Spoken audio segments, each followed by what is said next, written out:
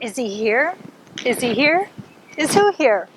If you've been watching my video series, Tour of Historic Savannah Squares, you know we're looking for Forrest Gump, but today he's not here.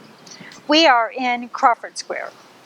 This square was built in 1841 and named after William Crawford.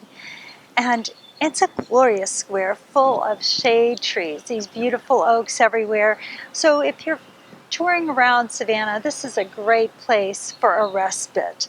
And we get those wonderful hot summer days, but lots of shade here, and there's a pavilion also if you'd like to relax in the pavilion.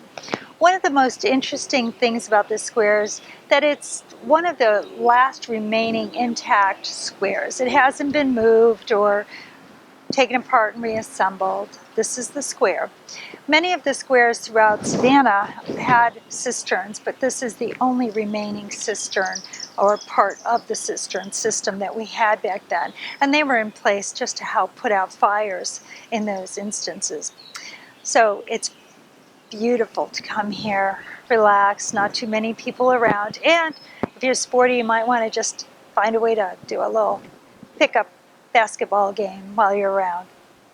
Now, the square has a lot of different history, and back in the day of Jim Rowe, if you were African American, if you're black, you didn't go through certain areas of town, and this is one of the only areas that back then an African American, and I think mainly slave, would come through and be able to cross through. So this square was that area. And interestingly enough, back at that time, this was on one of the outer rims of the city because the city was more condensed into a few streets, and there are squares that they surrounded.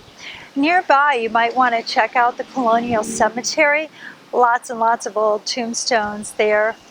And we have the Haversham Hall, which is now being filled by SCAD, but back in the day, it's this glorious Moorish style building, and it has had many incarnations, but you want to check that out. It is absolutely gorgeous.